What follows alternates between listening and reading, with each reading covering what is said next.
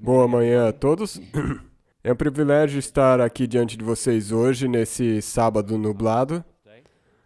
Mas é bom estar vivo e com saúde e força e poder compartilhar com vocês algo hoje. Nós deixamos de lado um mundo de afazeres e para muitos um mundo de preocupações e viemos aqui hoje adorar o Senhor no sábado. Nós estamos aqui para entrar no mundo de maravilhas, o mundo da presença de Jesus, nosso Senhor e Salvador. E para mais uma vez receber a certeza de que Ele está voltando. Eu gostaria de estender os cumprimentos da minha esposa e nossas duas crianças. Eles estão agora lá em Berrien Springs. Eu acho que eu preguei aqui por volta de uns 5 ou 6 anos atrás, mas é um privilégio estar diante de vocês hoje. E nós vamos falar hoje, o sermão é intitulado Covid-19 e a perseguição do fim dos tempos, que é um tópico que eu creio ser bem atual e à medida que nós passamos pela crise do Covid, ela tem nos forçado a fazer umas perguntas difíceis. Umas perguntas existenciais, não somente como vai a economia, mas quem sou eu, de onde eu venho e para onde eu estou indo, e eu sei para onde eu estou indo? Então hoje nós vamos falar sobre o que o Covid-19 nos conta sobre a perseguição final do povo de Deus, a qual nós lemos em Apocalipse capítulo 13. Eu convido a vocês que inclinem as suas frontes e vamos abrir com uma palavra de oração. Querido Pai Celeste, ao nos reunir aqui hoje, Senhor, nós vivemos num mundo onde a verdade não mais se encontra em praça pública, onde nós não mais sabemos no que crer. Então, Pai, nós gostaríamos de ouvir a Sua voz sendo falada aos nossos corações hoje. Pai, silencia as vozes desse mundo, que elas possam ficar do lado de fora das paredes desse santuário. E eu oro para que Teu Espírito fale através de mim e a cada um de nós hoje. Te agradeço por ouvir essa oração, em nome de Jesus. Amém. Hoje nós daremos uma olhada no que a perseguição do Covid, o que o Covid nos revela sobre a perseguição do povo de Deus no fim dos tempos. Aqui vamos nós, ok? Esse negócio está funcionando.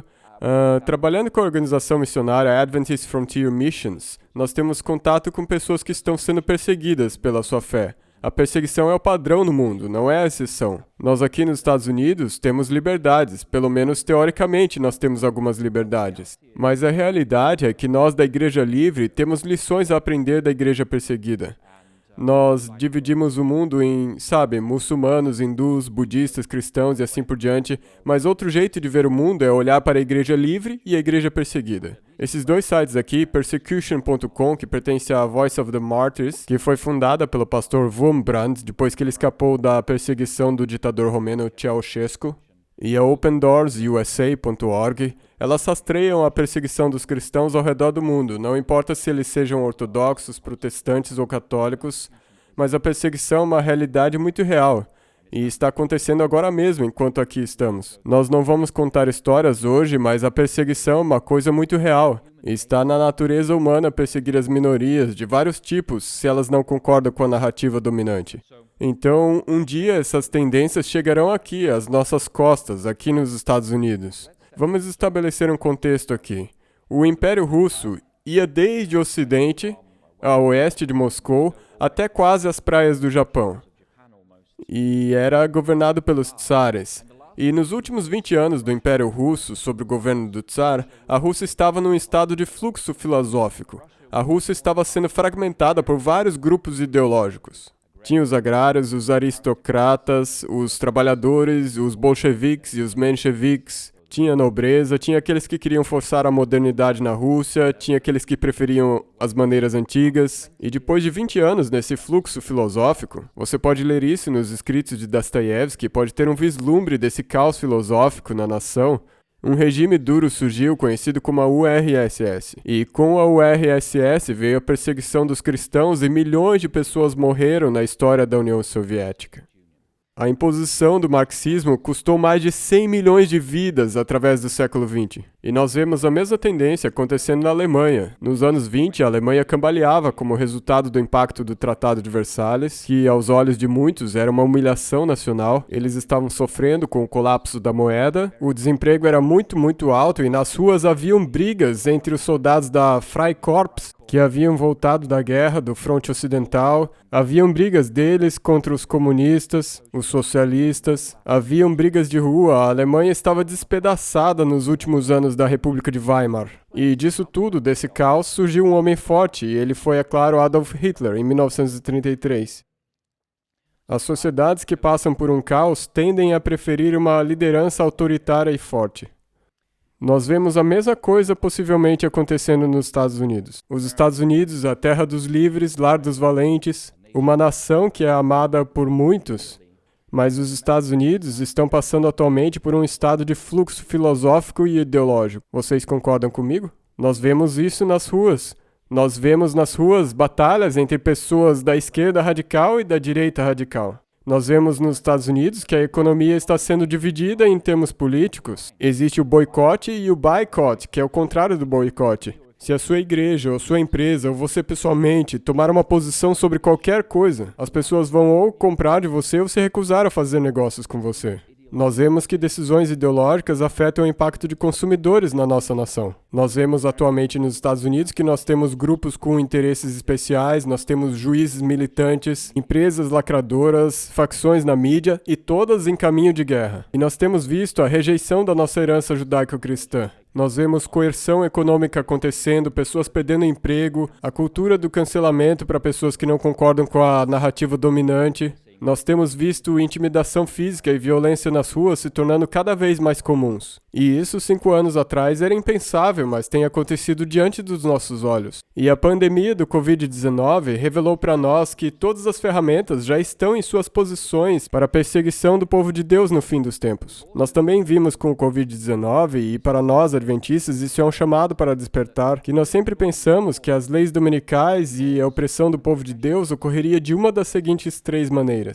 Ou uma lei do Congresso, ou uma determinação da Suprema Corte, ou uma ordem executiva da presidência. E o que nós vimos nos Estados Unidos nos últimos 5 meses é que as ferramentas de perseguição podem ser colocadas em seus lugares sem uma lei do Congresso, sem uma determinação da Suprema Corte e sem uma ordem executiva. Então, os mecanismos tradicionais que nós achávamos que aconteceriam antes da perseguição, para a perseguição poder acontecer, nós vemos que, na verdade, não precisa deles para ela acontecer. A sociedade pode simplesmente ser fechada. Então, quando você olha para os Estados Unidos hoje e para os Estados Unidos 5 anos antes de começar a pandemia, nós vimos que direitos constitucionais e liberdades religiosas se revelaram ser pouco mais do que uma miragem em muitos casos. Hoje, por todo o país, apesar das melhores intenções dos legisladores, governadores e prefeitos de todas as vertentes políticas, à medida com que eles lutam com essa terrível pandemia que é real, as pessoas estão morrendo dessa doença, não existe dúvidas com respeito a isso. Com os lockdowns, nós vimos a suspensão de direitos supostamente inalienáveis, tais como os contidos na Declaração de Direitos dos Estados Unidos, por exemplo, os nossos direitos na primeira ementa. Talvez inadvertidamente essa pandemia tenha revelado que todas as ferramentas já estão em seus postos para a perseguição do povo de Deus, e que líderes ao longo de todo o espectro político estão prontos e desejosos de usá-las caso houver uma oportunidade e uma desculpa. Então, quais são os ingredientes que nós vemos no cenário do Covid-19 que podem se aplicar aos adventistas no fim dos tempos? Primeiro, nós vemos que, tragicamente, nós temos uma mídia corrupta de todos os lados da equação, as quais já não mais possuem a verdade. A mídia corrupta promove uma agenda na qual as nossas liberdades civis, nossos direitos constitucionais e agora liberdades religiosas são suspensas indefinidamente durante um estado de emergência. Agora, isso não acontece em todos os estados dos Estados Unidos, mas se você abrir os olhos, você vai perceber que igrejas ao redor dos Estados Unidos foram fechadas, banidas. E houve um caso muito famoso recentemente, onde um governador disse que igrejas podem abrir com 25% de capacidade e cassinos com 50%. Então, o pastor rapidamente reservou um cassino e realizou as reuniões da igreja naquele local. O cassino, na verdade, foi até multado, mas eu não consigo entender por quê. Mas o negócio é que governadores nos Estados Unidos e cidades e prefeitos estão tentando fechar as liberdades religiosas.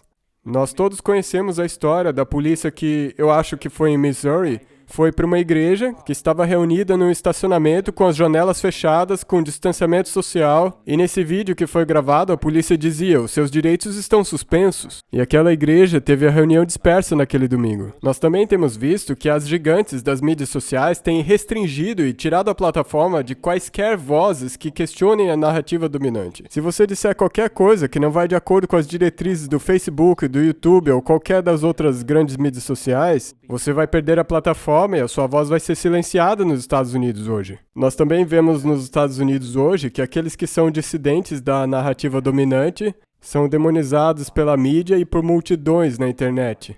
E os líderes locais e nacionais atribuem a eles os piores motivos possíveis. Nós vemos nos Estados Unidos hoje que reuniões para culto ou evangelização são banidas pelo suposto interesse da segurança pública, e representantes são enviados pelas prefeituras para dar multas ou prender. Esses representantes são enviados para prender, até mesmo, como eu mencionei alguns minutos atrás, pessoas que se reuniam no estacionamento dentro de seus próprios carros. Nós também vimos que em alguns estados dos Estados Unidos foram estabelecidas linhas diretas, onde cidadãos são encorajados a denunciar seus vizinhos que se recusam a obedecer à narrativa dominante. E isso, 5 meses atrás, era impensável. A minha esposa foi criada na União Soviética, e se você sabe qualquer coisa sobre a União Soviética, vocês sabem que, durante os tempos de Stalin, qualquer um poderia escrever uma carta anônima para a KGB, denunciando a pessoa X ou Y ou Z. Não tinha julgamento, era simplesmente uma batida na porta no meio da noite, e essa pessoa era levada, condenada como inimiga do povo e levada até para a Sibéria. E por causa do sistema legal soviético, quando seus 10 anos de serviço forçado acabavam, você não podia voltar para sua família, você tinha que ficar numa colônia penal do lado de fora da prisão.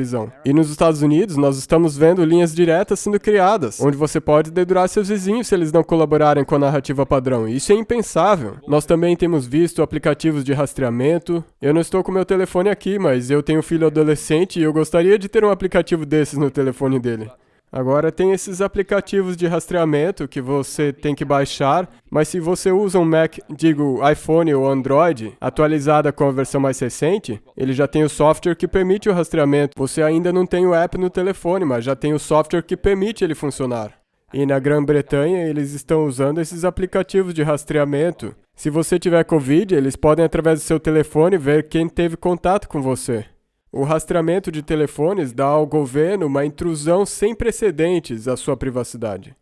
Nós também vemos essas ferramentas smart, tais como o Siri, a Alexa, o Echo Dot da Amazon, o Nest Mini do Google. Eles são usados em milhares de lares nos Estados Unidos e são muito convenientes, eu entendo. Mas eles também podem gravar qualquer palavra que você falar. E se você se pergunta se eles estão realmente te ouvindo, talvez você pense que eu sou um paranoico aqui. Eu não sou paranoico, mas de uma coisa eu sei. Se eu falar com minha esposa umas 2 ou 3 vezes amanhã de manhã que eu estou pensando em adquirir um processador de alimentos, dentro de um período de 24 horas, em algum momento, você vai ver nas suas redes sociais um anúncio de processador de alimentos. E como é que isso aconteceu, se a única pessoa com quem você falou isso foi sua esposa e você não procurou no Google nem nada? Então, nós temos esses dispositivos smart em nossos lares que têm a habilidade de gravar qualquer palavra que nós falemos.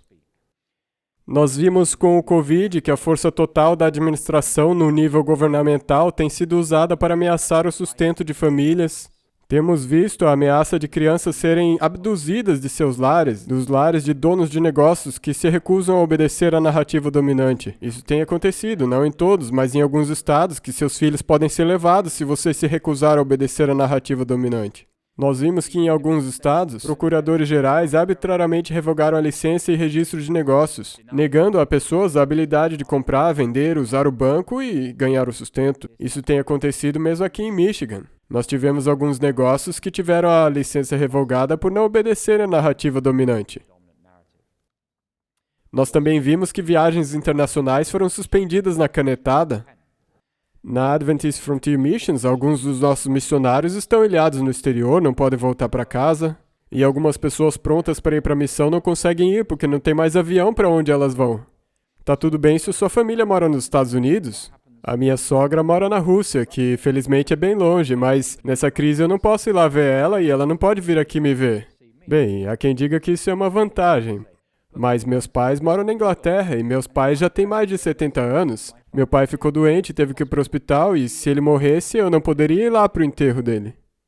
Então famílias estão sendo separadas sem nem ideia quando eles vão poder se reunir com seus entes queridos. Nós também vimos que quando a crise chegou, em março, a maioria das faculdades e igrejas nos Estados Unidos foram fechadas, de novo pelo interesse da segurança pública. Agora, ainda bem, graças a Deus, a Andrews está abrindo, nós podemos nos reunir aqui, mas não está sendo assim no país inteiro. Algumas universidades estão abertas, outras fechadas, algumas escolas abertas, outras fechadas. E lá por março ou abril, eu andava pelo PMC horrorizado de que todo aquele movimento iria terminar. Por uma canetada, e não pela nossa vontade, nossas grandes igrejas estão ficando vazias. E nós também vimos que na esfera pública a verdade pode ser considerada morta e, em muitos casos, até discurso de ódio, e até tem sido banida da praça pública.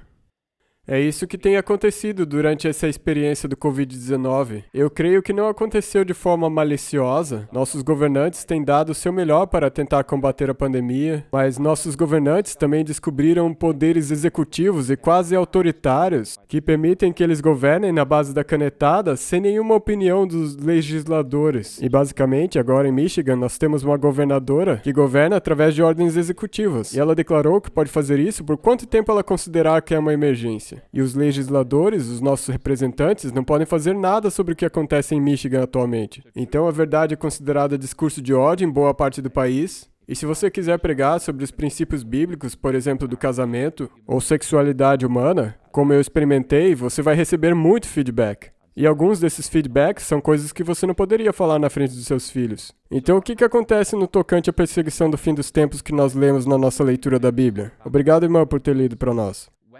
Nós aprendemos que quando essa perseguição vier em nossa direção, não vai precisar do Congresso ou da Suprema Corte ou da presidência para colocar essas ferramentas de perseguição a postos. O que nós percebemos ao ler Apocalipse é que nós podemos sofrer perseguição real do governo sem todos esses mecanismos normais. E tudo o que precisa é de uma desculpa política para fazer isso acontecer. Tudo o que eles precisam é de uma desculpa política. Então, o que pode acontecer com os adventistas, baseado no que nós vimos no Covid-19? Nós veremos que essas liberdades religiosas e civis serão revogadas. Nós até agora, com o Covid, descobrimos que os seus direitos constitucionais mal valem o papel no qual eles foram escritos. Nossos direitos constitucionais serão revogados. A primeira ementa, a liberdade de adorar a Deus ou não, vai basicamente se tornar sem significado e não vai exigir uma lei do Congresso. Nós provavelmente vamos ver o fechamento dos edifícios da igreja, nossas faculdades, conferências, uniões, nossos ministérios de apoio à divisão. Pode ser que todas as instituições adventistas sejam fechadas. Vamos descobrir que evangelismo será considerado discurso de ódio, e isso já acontece em algumas partes do mundo que são mais seculares. Porque a proclamação do evangelho, o chamado ao arrependimento, é a negação da doutrina dos espaços seguros nos nossos campi universitários. A doutrina desses espaços seguros nos campos universitários significa que ninguém pode permitir que nada questione ou cause qualquer desconforto a você, de acordo com as suas experiências. Então eles criam espaços seguros nos campos universitários e o chamado ao arrependimento não mais é bem-vindo em muitas faculdades, porque ela é uma negação do seu espaço seguro. Então evangelismo e pregação do evangelho um dia vão ser declarados como discurso de ódio, porque o chamado ao arrependimento indica que a sua percepção subjetiva não é válida. Essa é a implicação. Nós seremos difamados, perderemos a plataforma nas mídias sociais e cancelados da cultura pública. Isso ainda não acontece nos Estados Unidos, mas eu vejo aqui alguns membros na congregação que eu sei que vieram da Europa Oriental. E vocês sabem como é que cristãos e adventistas foram perseguidos, foram presos, igrejas foram fechadas. E mais cedo ou mais tarde, isso vai vir na nossa direção. Nós perderemos o acesso a mídias sociais e a nossa voz será tirada de nós. A nossa capacidade de comprar, vender, usar o banco e viajar vai ser suspendida, provavelmente até Jesus voltar. Nós vimos isso acontecer com o Covid, e um dia essas ferramentas podem ser usadas contra o povo de Deus. Nós descobriremos que nossa conta do banco, conta de aposentadoria, cartão de crédito serão inúteis na crise final. Elas não vão ter o mínimo valor. Nós talvez descobriremos que nossas contas de aposentadoria privada, investimentos, serão congeladas, nunca mais poderemos usá-las. Não vamos conseguir pagar aluguéis, hipotecas, vamos ser expulsos de casa. As nossas possessões irão todas embora. Pouco a pouco o mundo vai tomar as coisas que alguns de nós tanto valorizamos. Nós seremos demonizados por toda a mídia e por todos os lados da política. Como o próprio Jesus disse, sereis odiados por todos por amor do meu nome. Marcos 13:13. E nós também vemos que, antecipando, isso não é uma profecia, mas baseado naquilo que nós vimos, se você estiver nas ruas e você não apoiar a narrativa dominante, como aconteceu recentemente em Portland, você pode levar um tiro. Ou pessoas vão te linchar. Isso daqui não é nenhuma declaração política, isso aqui é a constatação de um fato. Ou esses burocratas do governo, bêbados com esses poderes emergenciais, podem determinar qualquer coisa contra você e você não vai ter nem como apelar essa decisão. Aplicativos de rastreamento vão rastrear cada um dos nossos movimentos, nossos dispositivos smart vão gravar cada palavra que nós dissemos.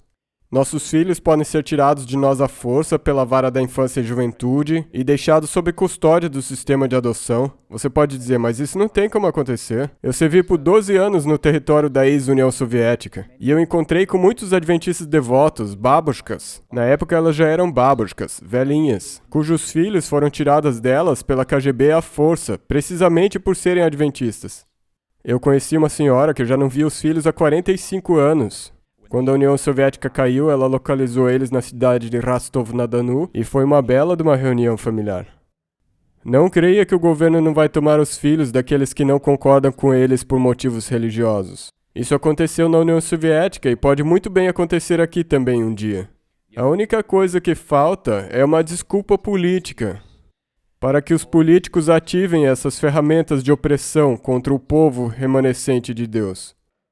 Se isso te deixa meio depressivo, bem, isso me deixa também meio depressivo. Mas a boa notícia é que Jesus está voltando. E se você olhar para a estátua de Daniel 2, nós não vamos ter tempo para fazer isso agora, mas quando Daniel fala daquele sonho, nós frequentemente focamos na interpretação da cabeça de ouro, peito de prata, etc. Mas uma das primeiras coisas que Daniel disse sobre esse texto, ele disse que ele viu o sonho e essa imagem do sonho, a aparência dela era terrível. Nós esquecemos dessa frase no texto, mas Daniel disse que a aparência da imagem era terrível, o que significa que todos os governos da Terra, desde Daniel até a volta de Jesus, têm o quê de terrível neles? Não importa o que pensemos das nações de onde viemos, mas as nações terrestres, no final das contas, sempre tem algo terrível nelas.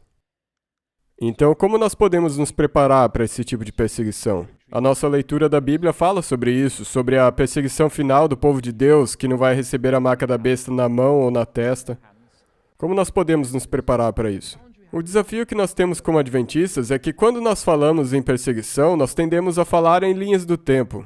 Nós gostamos de falar, como eu vou colocar ali na tela, nós tendemos a focar na sequência das coisas, no mapinha. Quando que vai ser o pequeno tempo de angústia, ou o fechamento da porta da graça? Quando que vai ser o selamento dos santos? Ou quando que vai ser o fim dos tempos, ou o tempo do fim? Nós temos até siglas para isso, ou livros de teologia sobre isso, TDF, tempo do fim, ou FDT, para fim dos tempos. E nós diferenciamos os dois baseado em certos aspectos de Daniel e Apocalipse. E nós adoramos fazer uma sequência de como a perseguição vai ser. E sabe, eu gosto muito de ler com as pessoas aquele livro de Ellen White, Eventos Finais. Ele é um livrinho poderoso. Tem um guia de estudos muito legal sobre ele, e eu recomendo. Nós amamos analisar quando é o tempo de angústia de Jacó, o que é o tempo de angústia de Jacó, como nós podemos saber que é o tempo de angústia de Jacó e etc. Mas essas são as perguntas erradas, porque de qualquer maneira isso vai vir. O mais importante é, estamos nós prontos para isso? Existem dois dizeres muito comuns com relação à perseguição. O primeiro deles é, a perseguição nunca vai acontecer aqui não. E o segundo é, nós nunca pensamos que a perseguição chegaria aqui. A gente ouve isso em muitas partes do mundo. Ah, não seja pessimista, a perseguição nunca vai chegar em Berrien Springs. Não vai.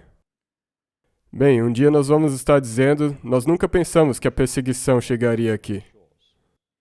Como nós nos preparamos para a perseguição? Bem, o apóstolo Paulo diz o seguinte em 2 Coríntios 1, de 3 a 4.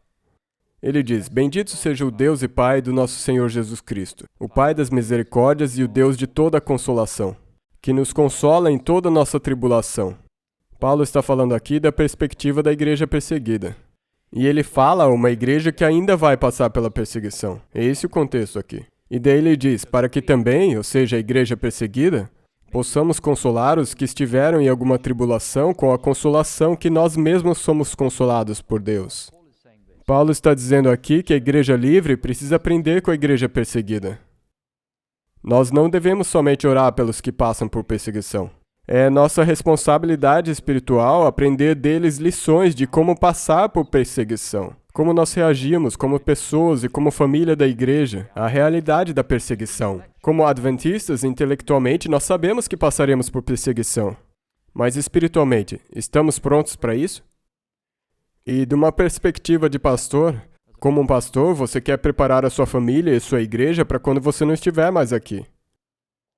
Nós temos via Adventist Frontier Mission uma missionária que trabalha num país do sudoeste da Ásia, que eu não posso dizer agora. Nós temos no local uma líder que trabalha para nós, ela é uma pessoa muito talentosa. E esse país tem sustentado significante perseguição contra cristãos em particular e principalmente contra adventistas. E nos anos 70 o pai dela desapareceu. Ele era um pastor ali e simplesmente desapareceu, ninguém sabia onde ele estava. 8 anos depois ele reaparece. Onde você estava? Numa cela, sem acusação nenhuma, sem nenhuma comunicação com a família. Esse tipo de coisa acontece. Se você passar um tempo na China, você vai perceber que centenas de milhares de cristãos estão em campos de concentração por causa da fé deles. Irmãos, isso é muito real. Então, ao falar sobre perseguição, nós precisamos pensar não apenas no o que vai acontecer comigo, mas se eu for para a cadeia ou se eu for levado, o que vai acontecer com a minha família? Eles estão preparados? Podem eles sobreviver sem mim? Têm eles raízes suficientemente profundas para resistir às tempestades da vida?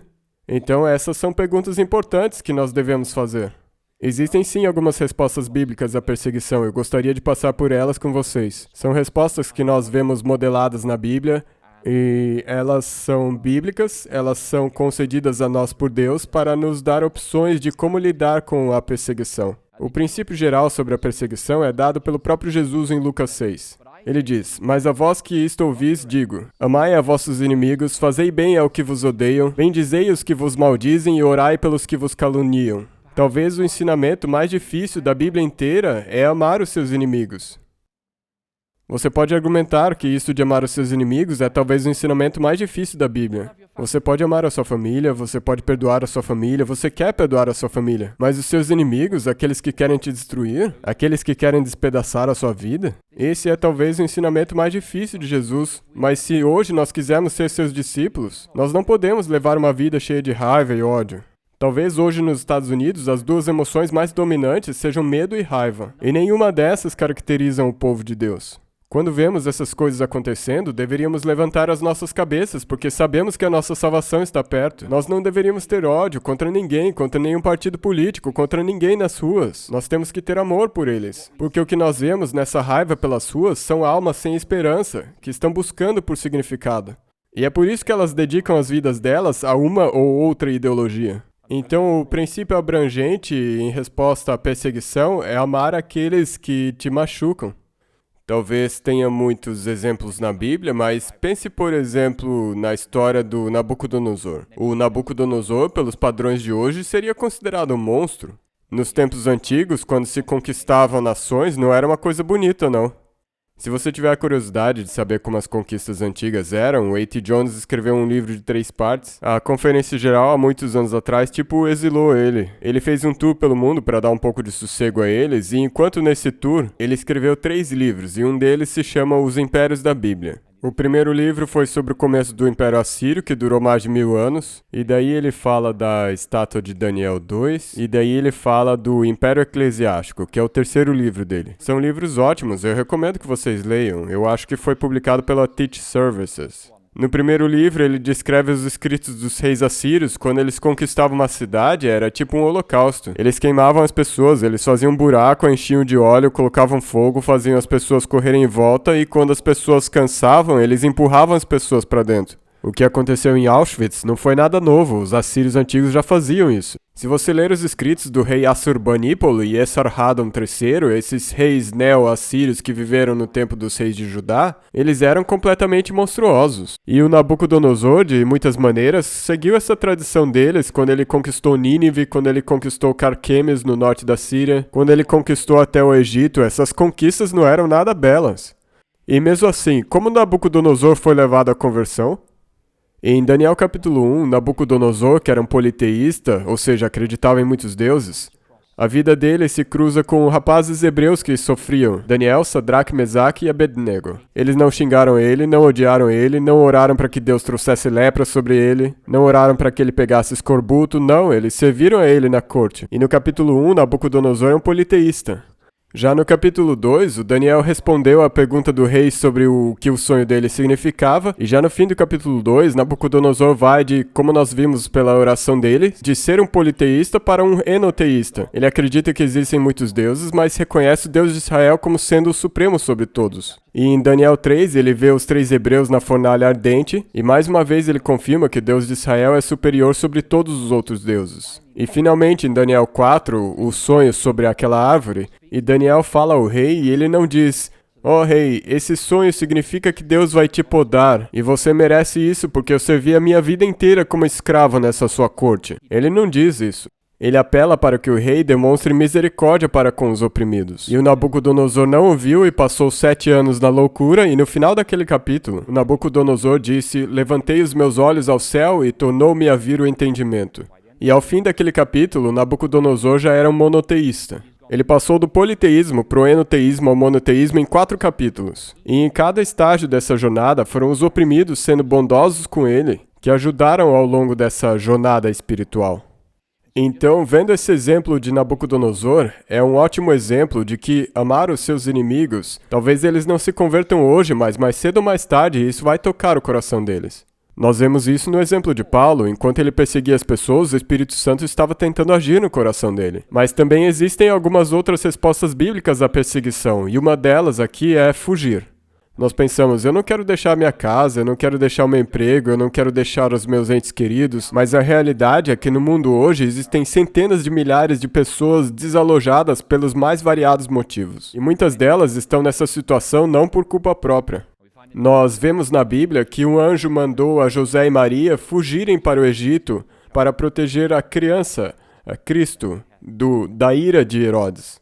Nós também vimos que é bíblico se esconder. Raabe escondeu os 2 espias. Muitos cristãos modernos são forçados a se esconderem em tempos de perseguição. Há muitos anos atrás, em 96 ou 97, eu estava no Tajiquistão. Havia uma guerra civil do governo comunista contra os jihadistas do Afeganistão, e um desses líderes jihadistas decidiu que ele queria melhorar o seu perfil político, e a melhor maneira de fazer isso era matar alguém do Ocidente. E na época, talvez existiam 100 estrangeiros ocidentais no país inteiro. Ninguém queria ir para lá, era uma guerra civil muito feia. Então esses jihadis vinham a escritórios de agências humanitárias e tentavam achar estrangeiros ocidentais para matá-los. Então o que eu fiz? Fiquei no meu escritório? Não, eu era um jovem de 23 anos, não queria morrer. Então eu me escondi com um senhor velho adventista que vivia num bloco de apartamento soviético de um apartamento. Alguns de vocês que viveram na União Soviética sabem do que eu estou falando. É muito apertado. Na verdade, é tão apertado que quando você vai no banheiro, que é do lado do quarto principal, você abre a porta, senta na privada e a privada fica em contato com a porta. E vocês sabem o que isso significa, não é mesmo? Você senta na privada e a porta fica aberta, todo mundo vendo. Não existe privacidade no apartamento de um quarto. Por 3 meses eu fiquei com aquele velhinho bondoso. E os jihadis vieram ao escritório algumas vezes e perguntavam: onde que está o cara que trabalha e mora aqui? Nós não sabemos onde ele está, e era verdade, eles não sabiam mesmo. Mas por 3 meses eu tive que me esconder, até que um dia o governo anunciou que esses jihadi tinham sido mortos, e que todo mundo podia sair do esconderijo. É bíblico se esconder, não é uma coisa vergonhosa.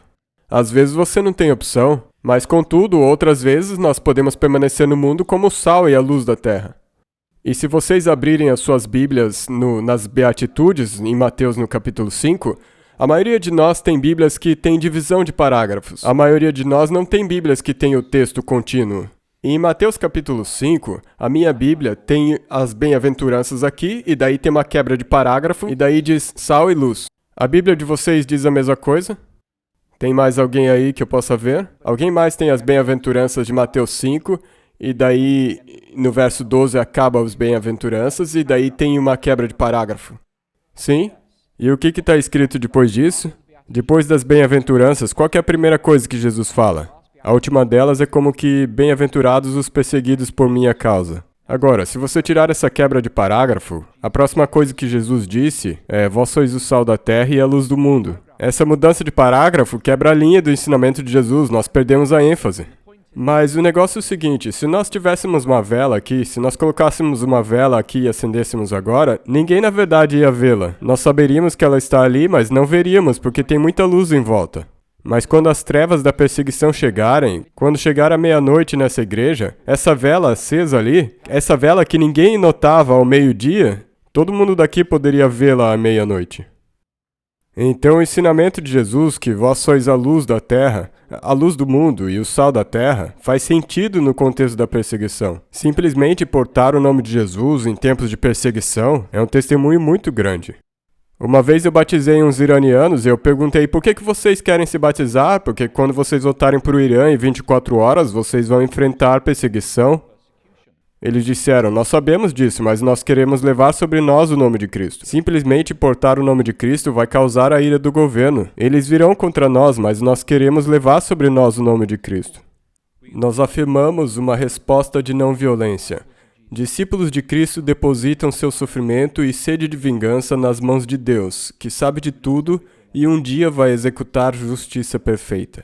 Se você não tem acompanhado a perseguição ao redor do mundo, eu te convido a abrir os olhos para essa realidade. Por exemplo, na Nigéria, semanalmente, algumas centenas de cristãos são cortados em pedaços e queimados por jihadistas que vêm do norte. Dizer isso não é politicamente correto, mas é verdade. Esses cristãos, essas vilas, são demolidas por certos grupos tribais. Essas pessoas são destruídas justamente por serem cristãs. Existe um clamor por justiça que sobe a Deus. Às vezes, nós somos chamados a entregar a vida, e essa é uma resposta legítima à perseguição. Deus promete uma coroa especial para aqueles que entregaram as suas vidas pela fé em Jesus. Nós também podemos, de acordo com a Bíblia, exercer os nossos direitos legais. O apóstolo Paulo esteve repetidamente disposto a usar os seus direitos como um cidadão romano para se defender. Quando em Atos capítulo 20, Paulo foi pego por uma multidão e os soldados romanos levaram ele para ser chicoteado, ele perguntou a eles, por acaso não é contra a lei chicotear um cidadão romano sem antes condená-lo? E todos os cidadãos recuaram, porque era ilegal prender e amarrar um cidadão romano sem antes condená-lo. Então, é uma coisa bíblica usar os seus direitos legais para se defender. As reações à perseguição que nós não deveríamos nos surpreender. Pedro explicitamente aconselhou os apóstolos a não se surpreenderem diante de perseguição. E quando nós levamos pessoas a Cristo em partes da África e da Ásia, uma das lições mais importantes que nós temos que ensiná-los é a seguinte: se você seguir a Jesus, você vai enfrentar perseguição. Isso não é uma possibilidade hipotética, isso é uma realidade em muitas partes do mundo hoje. E nós, como adventistas americanos, não deveríamos nos surpreender quando a perseguição vier em nossa direção. As Escrituras nos dizem para regozijar, nos é dito para que nós nos alegremos nos bons tempos e nos maus tempos. E não numa felicidade do tipo ha ha ha, mas sim na certeza profunda de que mesmo no seu sofrimento, Jesus está com você. Ele passou com aqueles jovens hebreus pela fornalha ardente antes de livrá-los da fornalha. Nós devemos orar com gratidão, assim como o apóstolo Paulo nos manda na carta para os Filipenses, escrito na prisão em Roma. Nós deveremos orar em todas as situações, incluindo orar pelos que sofrem conosco e pelos que nos perseguem. Eclesiastes capítulo 4 Salomão diz, eu vi que há muito sofrimento no mundo. Ele diz, aqueles que estão enfrentando opressão não tem ninguém para confortá-los, e nós dizemos amém. Isso é verdade. E daí Salomão diz, e aqueles que oprimem os outros também não tem ninguém para confortá-los. Deus vê ambos os lados da moeda. E frequentemente aqueles que oprimem são movidos pelo medo do que aqueles que são oprimidos fariam a eles se a situação fosse invertida. Olhem para o conflito árabe com os israelenses. Ok, os israelenses são duros com os palestinos na Cisjordânia, mas eles sabem que se os palestinos tivessem posição superior, eles seriam os primeiros a passar a faca no pescoço de todos os israelenses de Israel. Então, muito disso é movido por medo. As pessoas estão com medo. Nós recusamos nos envergonhar. É um privilégio carregar o nome de Cristo. E quando você carrega o nome de Cristo, seu testemunho vai longe. Há vários anos atrás, no Azerbaijão, eu visitava o primeiro-ministro todos os meses. Nós orávamos juntos. Ele era um comunista, mas eu consegui acesso a ele porque eu era um dos únicos 3 cristãos no país. Na época só tinha 3 cristãos. Ele queria saber o que é um cristão, porque eu passei a vida aprendendo eles e agora eu tenho a chance de conhecer um cara a cara. Então nós não devemos nos envergonhar de ser cristãos. Não nos envergonhemos de seguir Jesus em seus sofrimentos, sem esquecer que nós somos perseguidos não por ser quem somos, mas porque a maioria do mundo rejeitou Jesus. Nós confiamos na presença de Deus, porque nada pode nos separar do amor de Cristo.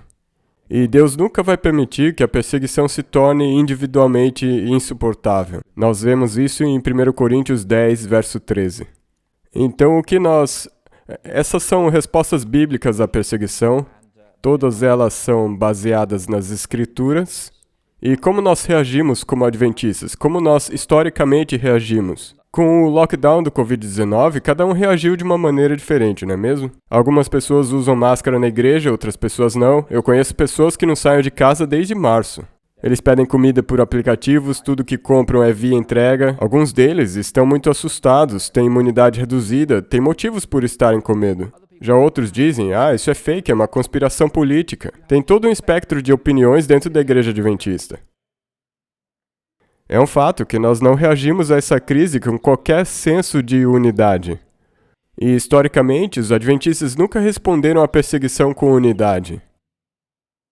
Na Primeira Guerra Mundial, o Kaiser, o rei, queria convocar os jovens da Alemanha e a igreja adventista se dividiu por causa dessa questão. Devo eu servir ao exército do Kaiser Wilhelm? E foi dessa divisão que surgiu a Igreja Adventista da Reforma. Eles têm a própria conferência geral, publicam a própria lição da escola sabatina.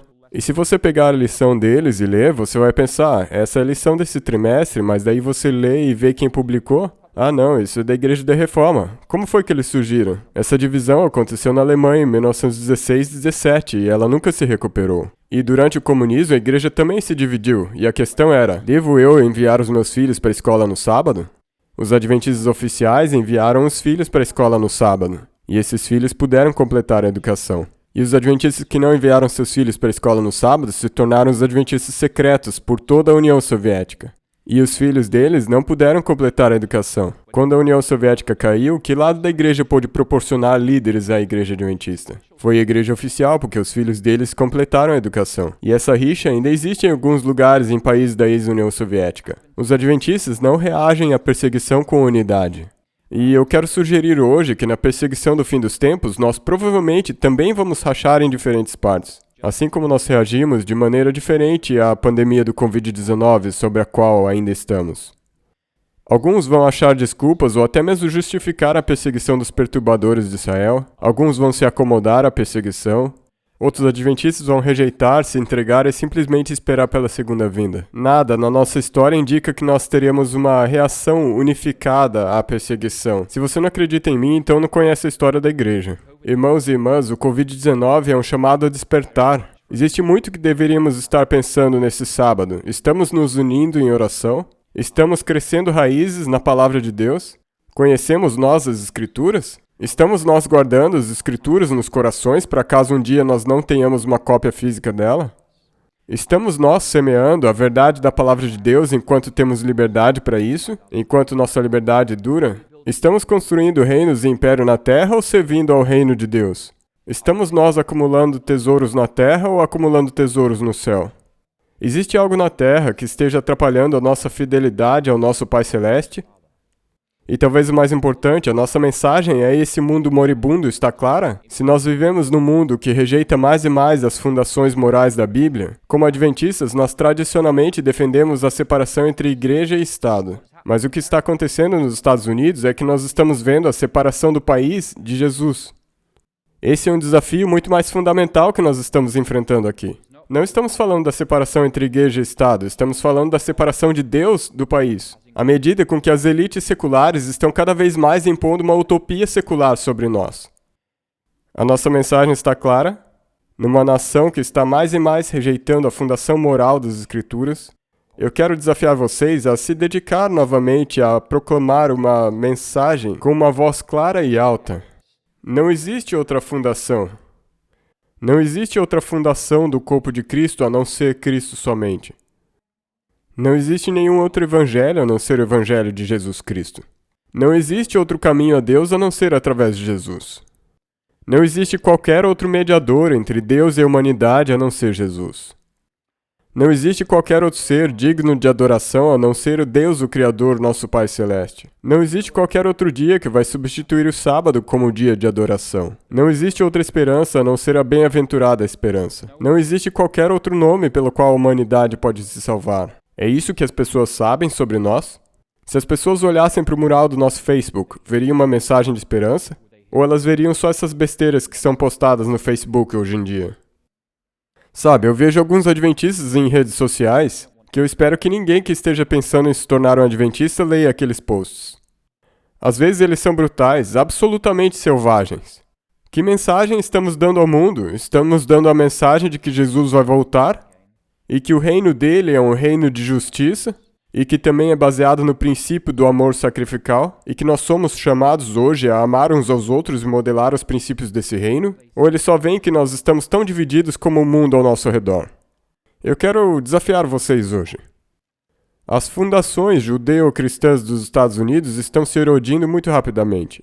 As elites admiráveis estão tentando impor uma nova admirável utopia secular. E nós estamos vendo como resultado inevitável o caos político, social e moral no país. Eu só moro aqui há 13 anos e já vi muitas mudanças acontecendo nesses 13 anos. Aqueles que estão aqui há mais tempo do que eu podem dizer que os Estados Unidos é muito diferente dos anos 50, 60 ou 70. Nós, como país, estamos quase na borda do precipício. Nos campos de concentração de Stalin, quando você chegava lá, os guardas permitiam as pessoas ter um único item pessoal. Um item pessoal. Podia ser uma caneta, podia ser um pente, um objeto pessoal, talvez uma foto da sua esposa. E por que eles faziam isso? Porque eles sabiam que, se você fosse estar preso ali por uns 10 anos, eles podiam garantir a sua obediência absoluta, através da ameaça de confiscar aquele único item que você tinha. Isso era tudo que precisava para comprar a obediência humana. Uma caneta, um pente, uma foto da sua esposa.